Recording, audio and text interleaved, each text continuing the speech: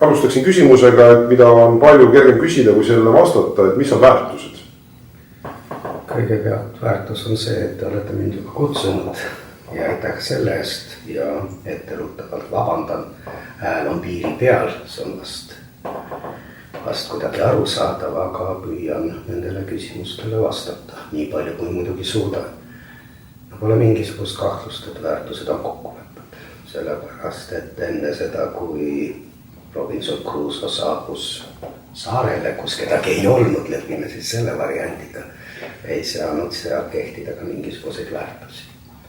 Nii et need on kokkulepped, mis võimaldavad meil ennast inimestena realiseerida, tunda, elada. Nii et minu arvates, kui seda lõputut teemat kuidagi ühe lausega kokku võtta, siis need ongi mingisugused kokkulepped, mis garanteerivad meile meie inimlikkust, meie võimalust koos eksisteerida, koos toimida. Sellepärast, et kui puuduks siin ühtne arusaam, ühed ja samad kõigi poolt mõistetavad kriteeriumid, siis see sootsium, mida me nimetame inimühiskonnaks, ei saaks eksisteerida. Tuntud Eesti kasvatusteadlane Peeter Põld on öelnud, et kasvatus on teadlik siibelane tegevus, mis vanema põlve poolt ette võetakse, et viia arenemisele kasvava põlve kehalisi vaimisi jõude, nende väärtuste alalhoidmise ja täiendamise sihis, milles peitub üksiku ja kogu inimkonna elu eesmärk. Kas te olete selle definitsiooniga nõus ja mis seos on teie meelest kasvatusel ja väärtustel? Definitsioon oli nii põhjalik ja pikk, et algus läks juba meelest, aga kindlasti ei saa ju mitte olla nõus väljapaistvate asjatundjatega, muidugi see nii on. Aga mis seos on väärtustel ja kasvatusel? Me just siis juhatavalt rääkisime, et tegemist on mingis mõttes. Need on ju kõik suhteliselt määratletavad mõisted, ka kokkulepetega. Aga arusaadav, et kui me areneme sünnist saadik loodetavasti aastate jooksul, siis midagi pole parata, keegi peab ju meid sellesse maailma aidata kuidagi siseneda. Need ei puuduta need kokkulepped ju mitte ainult väärtusi, vaid nad puudutavad ka kas või neid muudatusi, mis on aja jooksul aset leidnud. Võtame näiteks elekter, sest see seos, et vajutades nupule süttib lamp, sellel seosel ei ole ju pikka ajalugu. See on mingisugune kokkulepe, mille me teeme lapsele selgeks sündimise hetkest alates. Sa ei tohi oma näppu sinna auku panna. Kusjuures võib arvata, et 10 000 aastat tagasi õpetati lapsele, et kui kuskil kailus on auk, siis pane kindlasti sinna näpp sisse, sest seal võib olla mõni elukas, kelle saaks ära süüa. Nii et loomulikult kasvatusel, väärtustel ja küsimus selles, milliseid väärtusi me peame vajalikaks, millist me lähtume, mida me lastele õpetame. Ja siin tuleb sisse see mõiste kultuuriruum. Kindlasti me võime rääkida väärtustest, mida me nimetame üldinimlikeks, kuid ka seda on väga keeruline defineerida. Aga see võiks olla, võib olla variandis mingisugune aukartus elu ees. Siis erinevates kultuuriruumides võivad olla väga erinevad väärtused, väga erinevad arusaamad ja need viiaksegi nooremate inimeste teadvusesse. Aga veel kord, pole mitte mingisugust kahtlust, et väärtused ei teki iseenesest, et nad on veel kord kokkulepetena inimühiskonnas olemas ja see on igati arusaadav, et kasvatusel, nende väärtuste edasi andmisel on erakordselt oluline roll. Nii et kui me tuleme selle Maugli variandi juurde, siis on arusaadav, et olles üles kasvatatud huntide poolt, kui me jääme selle versiooni juurde, ei saanud Maugli omandada neid väärtusi, mis kehtivad inimühiskonnas. Raamatust loeme, et kui puu on hea, siis on ta viligi hea, või kui puu on halb, siis on ta viligi halb, sest puud tuntakse tema viljast. Miks mõned lapsed teevad rohkem pahandust kui teised ja kas me saame midagi ette võtta või tuleb käega lüüa? No ilmselt inimestel, kellel on rohkem kogemusi kui mul laste kasvatamisega, mul on neid ainult 3 ja ma ei ole koolis õpetajana ega lasteaias töötanud, võivad ju kinnitada ka seda, et esmapilgul puu, mis paistab olevat igati terve, ja igati ilus ja igati potentsiaalselt vilja kandev võib osutuda viljade variandis küllaltki viletsaks. Neid näiteid on ju maa ja meri. Ja ega vist tänase päevani pole ju vastust sellele küsimusele, palju siin on tegemist selle sama puuga, selle geneetilise juurega või juustega. Ja me teame ju päris palju näiteid ka kaksikutest, ühe muna kaksikutest, vendadest, õdedest, kes nagu kaks tilka vett sarnased ja kelle kasvatus ei saanud ju kuidagi kodus erineda, aga kelle järgnev saatus on kujunenud diametraalselt erinevaks.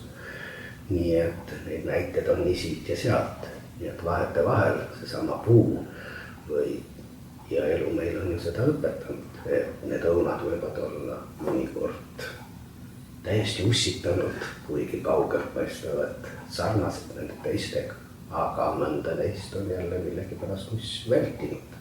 Sama on vist ka siin inimeste puhul. Aga kas me saame midagi ette ka võtta?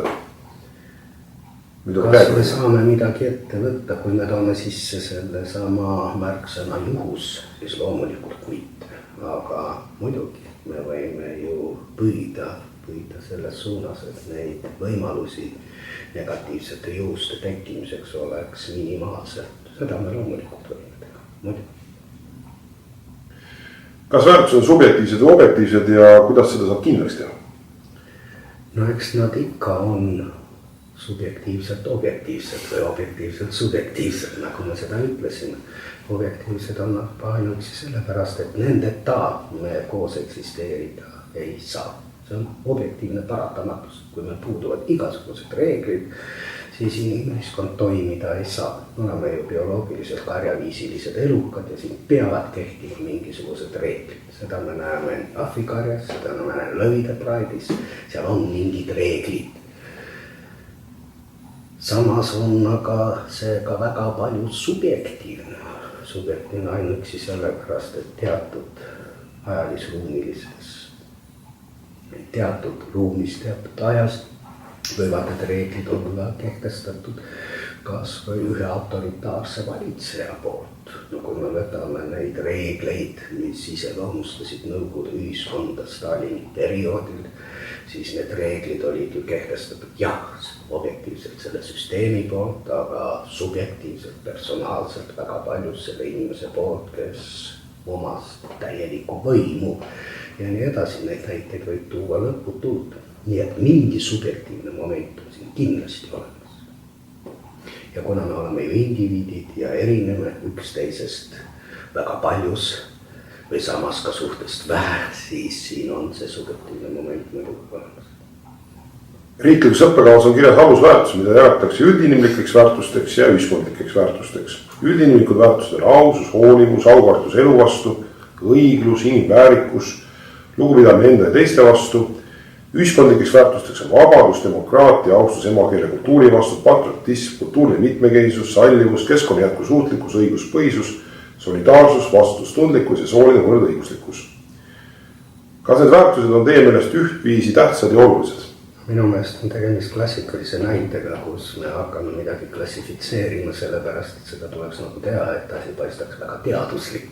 Siin ei ole ju mitte mingisugust vahet. Sellesse samasse looduskeskkonda saame me suhtuda tulenevalt nii esimesest punktist kui teisest punktist jaotusest. Selge see, kui me selle hävitame, siis ei saa olla ka mitte mingisuguseid muid väärtusi ja nii edasi ja nii edasi. Seega see jaotus on suhteliselt teisejärguline, siia võiks ju jagada veel 3 grupiks, 4 grupiks, siin pole mitte mingisugust vahet. Need väärtused kas on olemas või ei ole olemas ja pigem on nad tõesti sõltuvad sellest keskkonnast, nendest reeglitest, mis on üleüldiselt kuidagi kõrgemal kui midagi konkreetset suhtumist metsa või suhtumist, ma ei tea, millesse. Väärtuste kohta on kirjutatud erinevaid tekste, raamatuid ja dokumente. Tuntuma nendest on 10 käsku, Hippokratese vanne, Kristuse mäejutlus ja kuldne reegel, ÜRO inimõiguste ülddeklaratsioon ja Euroopa põhiõiguste harta. Milliseid tekste usaldada, milliseid mitte ja mis on kriteeriumiks? Need tekstid on ju pika inimeksistentsi, kooseksistentsi tulemus ja seega nendesse tuleb suhtuda väga tõsiselt. Nagu kõikidesse nendesse tekstidesse, mis on kirja pandud lähtudes 100, võib-olla 1000, võib-olla veel pikema aja kogemuste baasilt. Nii et, ja kui mõelda nendele nimetatud tekstidele, siis ega nad ju oma olemusest nii väga erinevad ei ole. Nad räägivad ikkagi nendest samadest väärtustest ja veel kord, need ongi need samad kokkulepped, millest me rääkisime. Et 10 käsku tähendavadki seda, et kui me hakkame sealt ära noppima, jätame 9 alles, jätame 3 alles, siis tuleb välja, et inimühiskond ei saa toimida, ei saa toimida. Ja see ongi kokkuvõte sellest teadmisest, mida meil on vaja. Muidugi, iga ühte neist, kui me lähtume tänapäeva arusaamadest, võib ju jagada veel alaliikidest. No, mõttes kõik ära tappa kedagi, ja võib ju öelda, ära tappa meest, ära tappa naist, ära tappa seda, tappa teist, aga põhimõtteliselt ongi see kokkuvõte sellest kogemusest, mis võimaldab meil inimestena eksisteerida ja koos eksisteerida, mis on eriti oluline. Antiika oli kardinaalvorusteks tarkus, vaprus, õigus ja mõõdukus ning antiika lõpus lisandus usk, lootus ja armastus. Kas need väärtused kuuluvad ainult minevikku või on nendel kohta ka 21. sajandi maailmas? Ma arvan, et põhimõtteliselt ega ei ole ju midagi muutunud. Küsimus on selles, mida me siis ametlikult aktsepteerime, mida me peame normaalseks, mida me hindame ja nii edasi. Ja seda me näeme ju inimsuhetes, seda me näeme erinevates kirjutistes, aga põhimõtteliselt, ja muidugi, siin on üks väga oluline vahe. Ja vahe seisneb selles, et midagi pole parata. See sama arusaam meist, see sisaldab ikkagi mingisugust jaotust meieks ja nendeks. Ja võt nendes proportsioonides on küsimus. Ja kui me tõesti võtame kas või antiiki variandis Rooma, siis me näeme, et kõik need põhimõtted, mida te mainisite, kehtivad ainult nende kohta, kes kannavad seda uhket tiitlit roomlased. Ja tänapäeva arusaamadest lähtuvalt miljonid inimesed, meie jaoks inimesed ei olnud ju selles ühiskonnas üldsegi defineeritavad mõistega inimene. Ori ei ole ju inimene, nagu me teame, tööriistad vaikivad, räägivad ja räägivad. Nii et see on see jaotus. Ja kui kurb see ka ei ole, seda me ju kuskist otsast, kui me räägime väärtustest, ju märkame ka tänasel päeval. Ma mitte kunagi ei unusta, sellest on nüüd möödas muidugi juba 10 aastaid. Ma arvan, et see oli vist 90ndate alguses, kui praktiliselt ühes meie ajalehes olid kõrvuti 2 artiklit. Üks neist juhtustas eestlastest, kes olid sattunud Rootsi vahetult sõja lõpus või sõja järgsel ajal ja Rootsi võimude poolt sealt välja saadetud ja loomulikult selle artikli tonaalsus oli välja saatjate suhtes täiesti negatiivne. Arusaadavalt meie inimesed põgenesid, neid saadetiselt välja. Teame need üksikud juhtud, neid ju aset leidsid. Ja praktiliselt samal leheküljel oli üks teine artikkel, mis rääkis sellest, et kuskil sadamasse saabunud laevalt meil siin Tallinnas tuvastati 4 Aafrika põgenikku ja need saadeti täpselt samuti välja. Ja see tonaalsus oli hoopis teine. Absoluutselt teine, igati positiivne ja tulebki need murjad välja saada. Aga kui me hakkame inimlikult mõtlema, siis on ju tegemist ju sisuliselt sama asjaga. Ei ole vahet. Et jälle tuleb see sama jaotus, millest me natukene rääkisime. Jah, väärtused on üldinimlikud nagu väärtused, aga kuskil siin taga, kuskil uduses mingisuguses kauguses ikkagi terendavad need 2 märksõna meie jaoks ja nende jaoks. See, mis on väärtus meie jaoks, meie hinnangud, mis need väärtused on, kui mitte mingid hinnangud, mingi käitumise, mingite tegude suhtes, need võivad olla kuskil nüanssides ikkagi erinevad. Antud juhul näiteks tonaalsuses, aga sündmus on ju sisuliselt täpselt samasugune. Nende inimeste jaoks, kes võetakse ja saadetakse välja. Platon on öelnud, mida me küll mõtleksime, kui kellelgi õnnestuks ilu näha päev selgena, puhtana, segamatuna ja kõigest surelikust tühjast täiest mitte koormatuna, vaid kui tal õnnestuks vaadata seda jumaliku ilu selle ühtsuses. Kas niisuguse inimese elu oleks vilets, kes vaatab sinna, tunnetab alati ilu ja viib sellega koos? Kas inimesel on üldse kunagi lootus sattuda sellisesse olukorda? Raske öelda. No eks me hetketi oleme võimelised ilu nägema ja ilu nautima ja tuletades meelde kõigi meie elu käiku, mina saan seda teha muidugi ainult iseenda variandis, olen ma muidugi ilu näinud nii elus, ekraanidel kui ka asjades, toimingutes ja nii edasi. Muidugi on see võimalik, aga viibida permanentselt ilu nautivas seisundis on kuidagi kahtlane, sellepärast et midagi pole parata. Siin maailmas kahjuks ei ole ju ainult ilu, siin on ka kurjust, siin on ka musti toiminguid ja võt see iseloomustabki võib-olla ka seda kriitikat viimasel ajal kostub sageli selle tinglikult liberaalse maailma käsitluse suhtes, et me nagu mätsime kinni selle sama, mida me võiksime kuidagi määratleda kui mitte ilusa ja tahame kujutada seda maailma, neid suhteid ja arusaami ja ka väärtusi kui midagi, mis kehtivad kõigi jaoks. Ja seega on tegemist väga ilusa ühiskonnaga ja ilusate inimestega. Paraku kahjuks see nii ei ole. Ja seega see tung või enesele selgeks tegemine, ma näen ainult ilusat. Ma et ma jätan kõrvale kõik selle, mis ei ole ilus. See viib meid äärmusesse, mida võib ju nimetada ka pimeduseks. Nii et midagi pole parata. Pürgima selles suunas ju võiks ja ei hakka üldse rääkima nendest äärmustest, mida me vahetevahel ja eriti Ameerika autorite variandis näeme, et ole kogu aeg happy. Ja käi ringi totka naeratusega, ega siis see ei ole ju väljapääs. Nii et pigem tuleb ilmselt õppida rõõmustama, kui sa näed midagi ilusat ja samas olla tähelepanelik ja teha märkusi ja sekkuda, kui sa näed midagi koledat. Aristoteles on öelnud, siit tekib ka küsimus, kas õnn tuleb õppimisega, harjutamise või mingit moodi pingutades või tuleb see mingist jumalikust ettemääratust ehk jälle juhuse läbi. Kuidas saad õnnelikuks?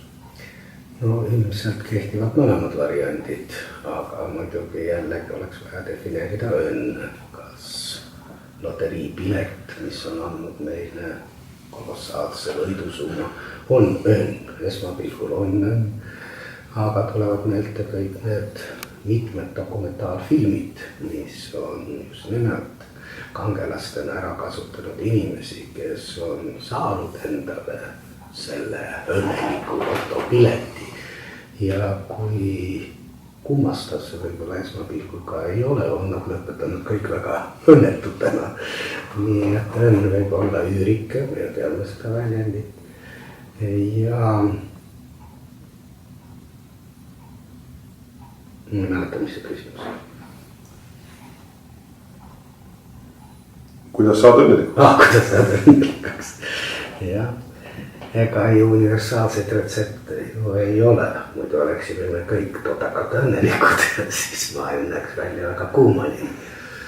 Aga loomulikult ja kuigi see kõlab kuidagi trafaretselt, aga õnn võib siseneda, õnn võib sisalduda väga väikestes asjades. Nii et miks mitte tunda ennast hästi ja mingis mõttes ka õnnelikult näiteks selle sama vestluse käigus.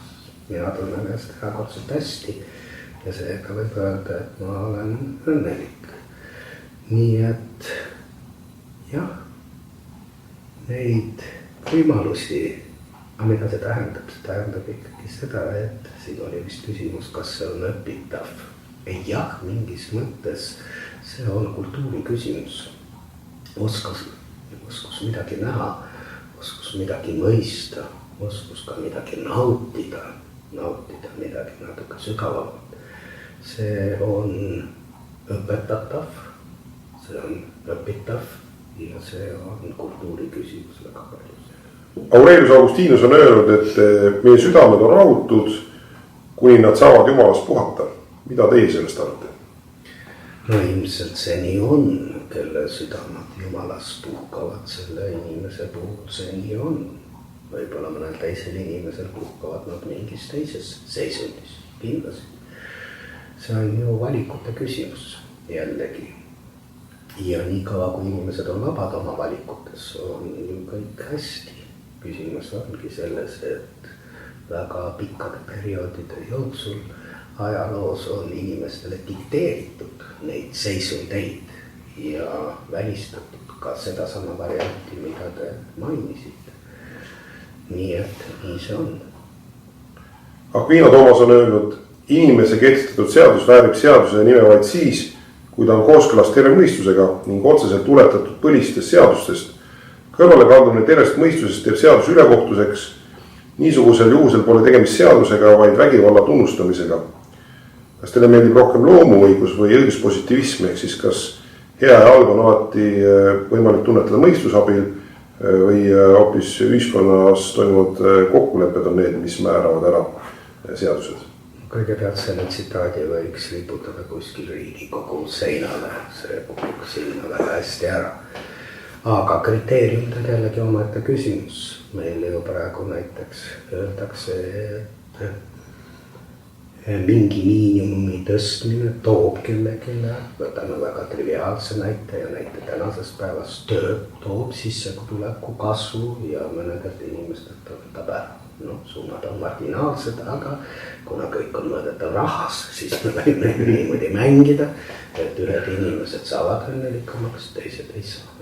Võtame 17. aasta Venemaal, graafilt võetakse korter ära, jagatakse see ühiskorteriks 7 perekonnale, no võib-olla inimesed on õnnelikud, graaf kindlasti õnnelik ei ole ja nii edasi. Neid universaalsed seadusi, aga need ongi mingisugused asjad, selle asjad on muidugi vale, mida paberile ju kirja panna pole võimalik. Need ongi need samad tinglikult 10 käsku. Need on need universaalsed seadused. Need seadused, mida võetakse vastu Riigikogus, mida vormistatakse seadustena, need ei saa kunagi olla kõigile meeltmööda, see on paratamatus.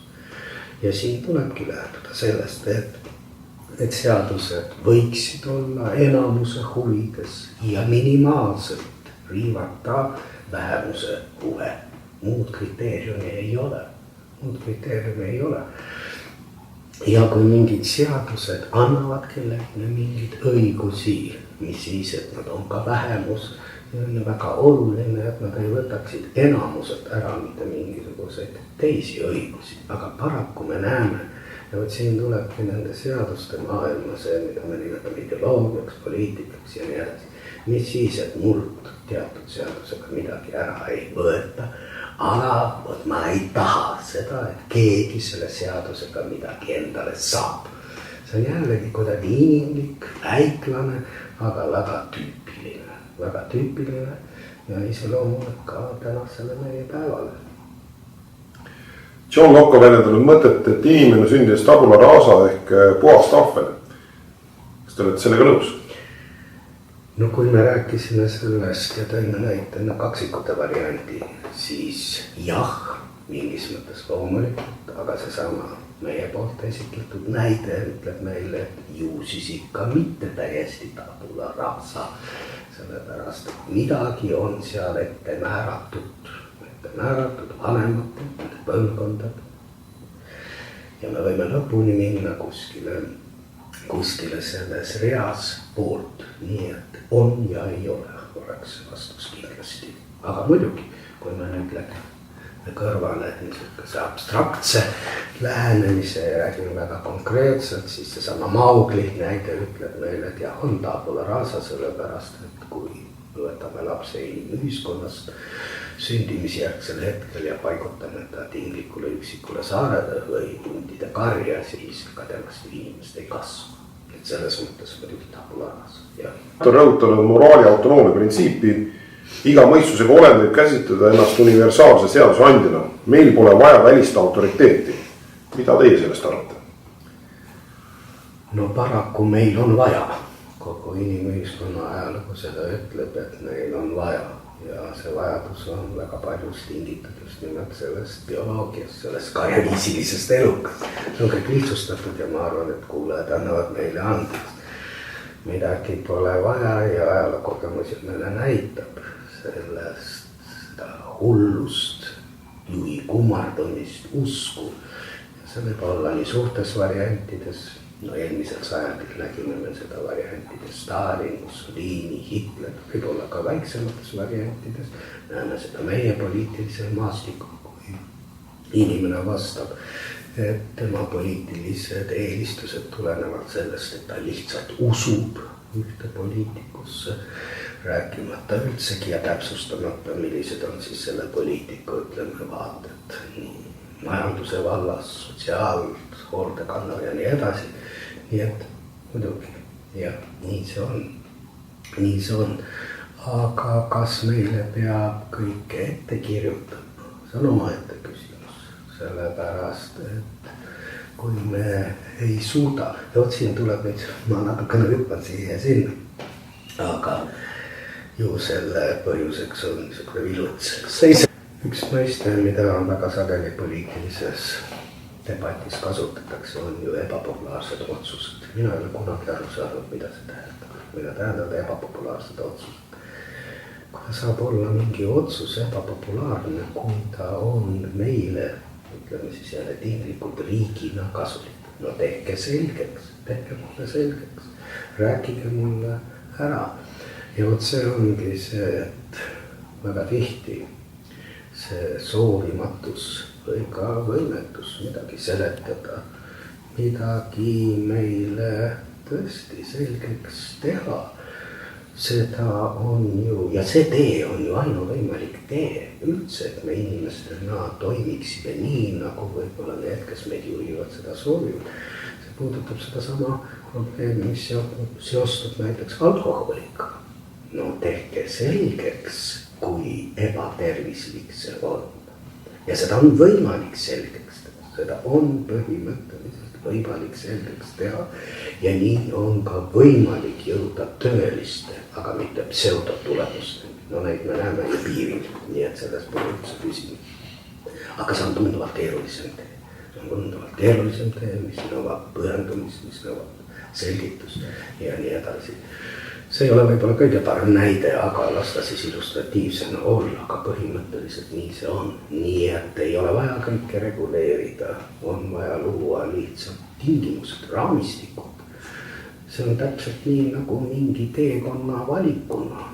Jah, meil on vaja sageli näidata kätte suund ja näidata kätte ka see koht, kuhu me võiksime jõuda. See on nagu palverännakuga põhimõtteliselt. Ja teekonna valikus tuleb jätta meile vabadus. Aga sageli me näeme, et meile ei näidata ei suunda, meile ei määratleda seda lõppeesmärki, vaid meile hakatakse dikteerima seda teekonda mingi kilomeetrilise täpsusega. Ja see lõpptulemusena ainult pahandab, kui me kuulame tulemist jälle selle sama näite juurde, kui keegi ütleb, et ma kiusu pärast lähen siis sinna Valka. Ajaloos on olnud ühiskondi, kus on söödud teisi inimesi või visatud vigaseid lapsi kaljult alla või on jäetud vanemaid inimesi metsloomadele söögiks. Kas igal ühiskonnal õigus elada, nagu nad ise tahavad või peab tulema keegi, kes õpetaks metsinimestele õigeid kombeid ja kas selleks võib kasutada ka jõudu või tuleb piirduda ainult diplomaatiga? Kui me nüüd võtame selle märksõna metsinimese ja paigutame ta ikkagi kuskile konkreetsesse ruumi, siis põhimõtteliselt võib-olla kuskil Amazonase džunglites keegi sööb mõne teise ära. Aga tuleb ikkagi meelde tuletada, et ka nende jaoks on praegu aasta 2018. Ja eites pilku tulevikku ei saa me kuidagi olla kindlad, et just nimelt see valik, mida oleme meie teinud, nimetame seda siis lääne tsivilisatsiooniks, et see on jätkusuutlikum kui see variant sealt Amazonase metsades, kus keegi kedagi sööb. Tõenäosus, et midagi taolist toimub, on muidugi väga väike, aga et need killukesed võivad ju meie arusaamades kiviajal elada, seda me nägime ju hiljuti ilmunud Henrik Nerve raamatu najal. Aga me ei oska seda öelda. Meile alati paistab, et me oleme oma arengus jõudnud just nimelt sinna tsivilisatsiooni hetke tippu ja just nimelt meie valitud tee on see õige tee. Kui homme ei tahaks midagi nii hullu üldse ja sellele mõelda, tabab maad mingi tohutu asteroid ja kogu see tsivilisatsioon vajub kokku. Sest ega me juba ilma elektrita ka toime ei tule üle paari päeva. Siis võib-olla see mudel on tunduvalt jätkusuutlikum. Nii et ei saa. Ja see on jällegi seesama asi, mida me väga sageli ja mida on ka lääne poliitikutele ju ette heidetud.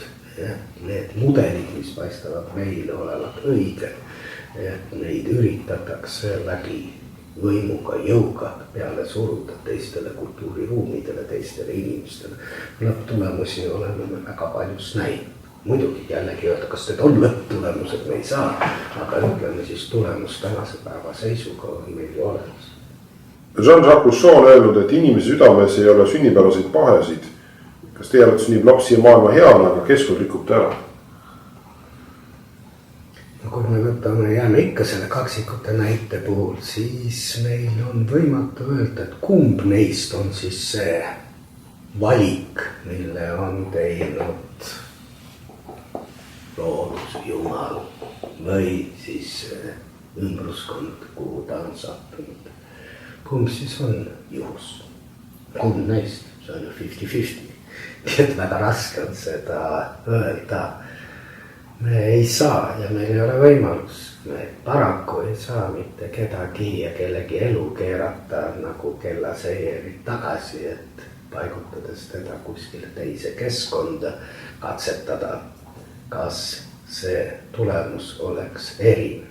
Jah, muidugi, me ju teame inimesed erinevates ajaloolistes situatsioonides, aga kas sattudes nendes situatsioonides täiesti täbaratesse olukordades. Ma toon ühe niisuguse näite, millega ma kaudselt kokku puutusin Nõukogude armees ühe inimese jutustuses, kes võetuna sõjaväkke, nagu Nõukogude ajal võeti, sattus kuskil kaugel Siberi laagrisse vangivalvuriks. Ja see inimlikkuse nišš oli ju tema jaoks kirjeldamatult ahtak. Aga isegi seal tema jutu järgi oli ju erinevus, kus käitusid ühed inimesed kui teised. Kas siis virutada sellele vangile bussipäraga vastu selga või jätta see tegema? Kes nautis seda, kes seda ei teinud. Nii et isegi seal, kus paistab, et valikuid ei ole, on inimese ees ikkagi mingisugune valikute võimalus. Või tuletame meelde, väga paljud on ju näinud filmi Schindleri nimekiri. Täpselt samuti. Inimene nagu mingis mõttes väljapääsmatus olukorras, aga ikkagi säilib mingisugune vabadus võtta vastu mingisuguseid otsuseid. Muidugi on situatsioone, kus seda vabadust praktiliselt ei ole. Jeremiah Benjamin on öelnud, et loodus on andnud inimese kahe isanda võimu olla, need on nauding ja kannatus ja ainuüksi nende määrata on see, mida me teeme ja mida me peaksime ka tegema. Kas te olete sellega nõus? Ikka vastane. Need mõtteterad on ju niivõrd arukatelt inimestelt, et nendega mitte nõustuda. Välja arvatud see üks klassifikatsioon on ju väga raske. Muidugi. Aga need kõik ju tsitaadid võimaldavad meil mõtiskleda nendel teemadel. Jah, nii see kindlasti on. Ma ei oska siia mitte midagi lisada. Olen kuulnud lauset, et moraal on vaataja silmades. Mida teie sellest mõttest arvate? No see oleks silmade ülehindamine kindlasti, kui iga ühe meie silmades oleks moraal. Ja no kas me tahaksime sellega siis leppida? Me räägime mingisugustest üldistest väärtustest, aga silmad on meil suhteliselt erinevad. Ja vist isegi inimeste identifitseerimiseks on silmade järgi võimalus mitte eksida suurem kui näpu nende mustrite järgi, nii et tuleb välja, et silmad on meil tõesti igal ühel erinevad. Ja siin tulebki jälle see ring täis, me joome jälle nende kokkulepete juurde, kui see oleks tõesti ainult meie silmades sõltuv, siis meil ei oleks ja ei saakski olla mitte mingisuguseid ühiseid kokkuleppeid ja see oleks täielik virvar. See on täpselt seesama, kui me võtame suurlinnas ja me oleme neid krimifilme ju näinud, kui kurjategijad selleks, et põgeneda, on häkkinud ennast sisse mingisugusesse süsteemi, mis kontrollib linnas töötavaid foore ja lülitanud need kas välja või pannud kõik liikuma kollaselt ja mis see tulemus on täielik kaos. Sama on ka moraaliga. Kui see on kõigis meie silmades erinev, siis tulemus on täpselt sama, mis nende filmide variandis. Ja midagi pole parata. Jah, mingisugused, kuigi kui me võtame mingid inimgrupid ja me rääkisime kultuuri kontekstidest, aga me võime rääkida ka seda ühe kultuuriruumi ja mingite teiste arusaamade näitel, võtame mingisugused arusaamad, mis kehtivad kriminaalses maailmas. No tõenäoliselt nende inimeste silmades on mingid moraali, reeglid, arusaamad teised. Me alles hiljuti lugesime lehtedes, et kuskil talus leitakse mingite mafioosode surnukead ja ju siis selles maailmas on igati aktsepteeritav, moraalne, nende inimeste silmades on see arusaam olemas, et keegi on kõrvaldatav mängust just nimelt selle meetodi kaudu. Teises ülejäänud maailmas ühiskonnas poleks see aktsepteeritav. Nii et see on nagu on, kui me mõtleme nendele silmadele ja sellele moraalile ja nendele silmadele, mis olid vuntside kohal, ma pean silmas Stalini silmi, siis see arusaam moraalist on ju hoopis midagi muud, kui ma kujutan ette, et see võiks olla teie või minu silmades. Nii et nii see on, jah. Friedrich Nietzsche on öelnud, et südameüldse piin on sündsõtu tunne, Jumal on surnud ja nõrgad valitsevad moraali abil tugevaid. Ning ta soovitab teiste armastamise asemel armastavaid iseennast. Miks Nietzsche ideed olid 20. sajandil väga populaarsed ja tema ideed pole kadunud ka 21. sajandil?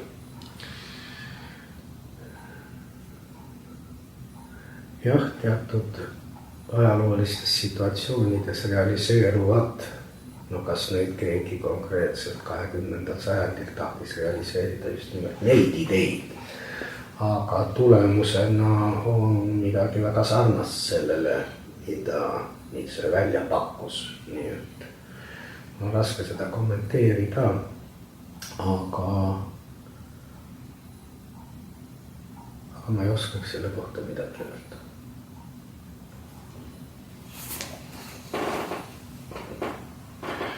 Simone de Beauvoir on väljendanud mõtet, et naisi on alati surutud mehe järel teisejärgulisse rolli meestekeskses ühiskonnas. Simone Beauvoir pidas naise kohuseks, et naine vabaneks sotsiaalselt konstrueeritud stereotüüpidest ja meestekeskses ühiskonnas heaks kiidetud naiste sotsiaalsest rollist, näiteks meeste ja naiste tööd, meeste ja naiste ametid, poiste ja tüdrukute mänguasjad. Mida teie sellest arvate? No see tsitaat on nii tänapäevane, et see võis olla kuskil eilsest päevast pärineda. No sellest ei oska ka midagi arvata, siin on iseenesest kõik selge. Me oleme ju inimestena kõik väga sarnased, sellepärast, et see, mis teeb meid inimeseks, see paikneb meie peades. Ja ei ole vist mitte ühtegi vettpidevat uuringut, mis tõestaks, et meeste peades on geniaalsemaid mõtteid kui naiste peades ja nii edasi. Aga midagi pole parata. Meile on antud ka erinev füüsis ja kui jälgida, jah, me võime ju igati aktsepteerida, et meil on olümpiamängudel osavõtjatena ka naistõstjad, miks ka mitte. Miks siis need naised, kes tahavad raskusi tõsta, ei saaks sportlastena võistelda, aga vist mitte kellelegi ei ole veel pähe tulnud idee, et selles samas raskekaalus, kus meil on sein, et seal oleksid siis võrdsetena ka naised. No tõenäosus, et nad poodiumile jõuavad, on muidugi, kui dopingukontrollid ja soopuhtuse kontrollid ikka säilivad, on muidugi nulli lähedal, nii et midagi pole parata. Meile on antud erinevad füüsilised võimed ja vastavalt sellele ka teatud erialad, mis ei ole seotud just nimelt mõtlemisega, vaid ja väga paljudes neis on naistel pigem eelised kui mehed. No, seda me näeme kas või elektroonikatööstuse vallas. Naiste näpud reeglina on peenevad, nad toimuvad nagu täpsemini kui meeste omad. Aga siin ei ole mitte midagi, mitte mingisugust seost nende võimetega, mida me nimetame inimlikeks. Ja need üleskutsed selles mõttes on igati arusaadavad, aga siin tuleb olla ikkagi kuidagi nagu kõikides asjades mõistlik, mitte keerata asja absurdiks, mida me ju sageli näeme. See ongi meetod, mida vene keeles väga sageli nimetatakse lausega kliinum vышибают, mingi kiil lüüakse kiiluga välja. Me teeme ju seda väga sageli. Ja võt seda ei tasuks teha. Nii et jah, oleme siis mõistlikud ja püüame olla tähelepanelikud ka nende momentide puhul, mis paraku ja ka lähtudes sellest funktsioonist, mis on ju meile inimestena antud omada järglasi ja seda funktsiooni täites midagi pole jällegi parata, on mehe ja naise rollid natuke erinevad, siis tuleb sellega arvestada, lihtsalt arvestada. Tuleb arvestada, et kuskil 8.–9. kuust või selles vahemikus võib-olla naisterahvas ei saa seda tööd teha ja need asutused, firmad tulevad ja peavad neid elementaarseid asju, normaalseid asju, sest need on, ilma selleta me ei saa edasi eksisteerida kui inimühiskond, neid tuleb arvestada, aga välja mõelda mingisuguseid kunstlikke kvoote, see on seesama, millest me eelnevalt rääkisime, et ebapopulaarseid otsuseid, mis see on samuti. See on täpselt sama asi.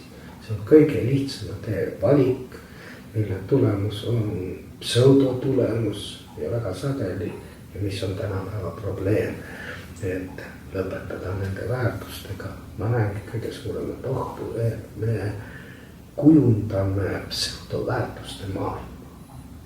Me võtame ühe näite. See on ka, ja see on läbi ajaloo võib-olla kõige parem näide pseudoväärtustest, mis puudutab, ütleme, viimast ajalperioodi, kas või eelmised, see on rahvus. Minust pole üldsegi selles, et seda ei ole. Loomulikult, kuidas me seda defineerime? Mille järgi me seda defineerime? Mida me peame siin väärtuseks? Kas me peame väärtuseks neid kultuurilisi parameetreid? Või me peame väärtuseks mingit abstraktset, seda saab nii nimetada verd, mille ju konsistentsi, mitte kuidagi, jah, see jaguneb teatud gruppideks, vist on see 0 ja A ja mis seal on, aga võttes analüüsi anonüümsetelt inimestelt, me ei saa vere järgi määratleda mitte ühtegi rahvust, mitte ühtegi. Ja siis me tulemegi, ja ma olen seda näitena ka alati toonud, pole mitte mingisugust kahtlust, et Vene rahvuslane number 1 on Katariina teine läbi inimkonna aja, mille soontes ei ole tilkagi vene vere. Need on need küsimused. Ja kui me siin need skaalad segamini ajame, kui me toome sisse mingisugused abstraktsed või ma ei teagi, kuidas neid nimetada, abstrakt on vale, pseudoväärtused, siis me anname nendele inimestele kätte mingisugused kaardid, mille järgi nemad hakkavad meid paigutama kuskile mingisugustesse jaotustesse ja manipuleerima kogu selle maailmaga.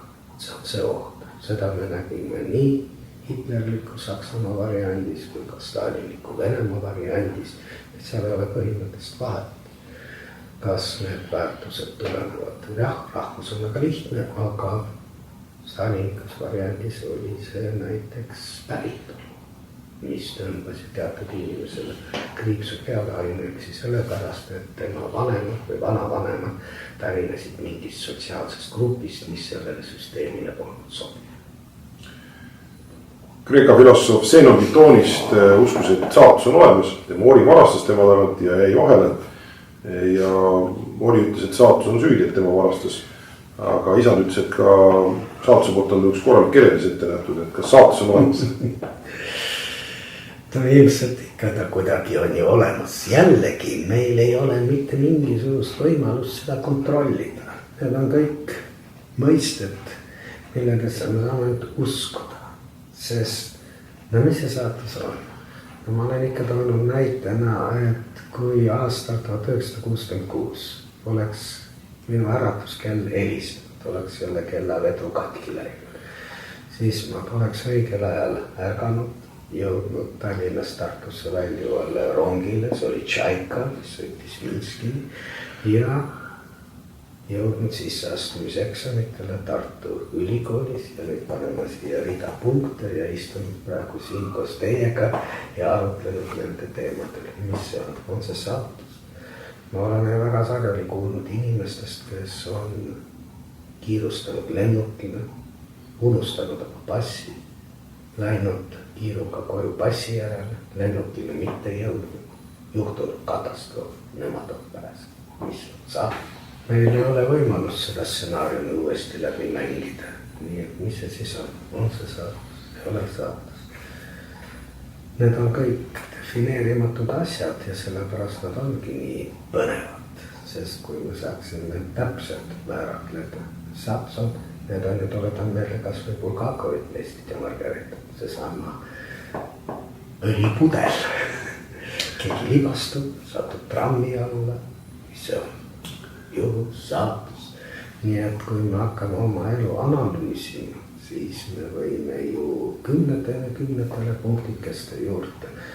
Ma olen kunagi vaadanud näitlejate elu käiku ja kui paljude puhul on, et ma möödusin juhuslikult afišist, kus oli teade, et seal teatrikoolis toimuvad just praegu 10 minuti pärast sisseastumiseksamid. Mul polnud iialgi plaanis hakata näitlejaks, aga ma astusin uksest sisse ja tulemusena on üks väljapaistvamaid näitlejaid ja neid näiteid on lõputult. Nii et las ta siis jääb niisuguseks salapäraseks asjaks, mis meid kogu aeg saadab ja mis võib meile pakkuda väga meeldivaid elamusi, mitte ainult libastumist, õli ja peakantamist. Ameerika siis Cynthia Ossike arvates ei ole ülikooli kohus mitte ainult anda õigeid vastuseid, vaid esitada õigeid küsimusi. Meil on küll raadiosaade ja me ei ole ülikoolis, aga küsin ikkagi, et mis oluline küsimus ei täna esitamata ja mis oleks selle vastus? Need küsimused olid juba nii mahukad, et kõik need vastused olid niivõrd ägised ja kokkuvõtvad, et võiks tegelikult iga küsimuse veel uuesti läbi käia ja pühendada sellele vastusele. Küsimused on väga konkreetsed, vastusele tunduvalt rohkem aega, kui meil praegu oli, sellepärast, et ükski neist ei ole kategooriast, mis muidugi võimalus on ka ja ei, olen nõus, aga nad on ju kõik inimeste poolt formuleeritud mõtted, inimeste poolt, kellel mõtteid oli ja nendega on lihtsalt meeldiv kaas mõtelda. Ja sellepärast oleks võib-olla huvitav kunagi need küsimused uuesti läbi käia ja vaadata, millised vastused siis tulevad. Nii et ma ei oskaks öelda, et midagi jäi küsimata, mul on pigem hea meel, et sai kõik küsitud. Kas sai ka neile vastatud, on muidugi omaette küsimus. Väga tänan teid, professor David Seelov, erakordselt huvitava vestlusest ja minul igal oli väga põnev.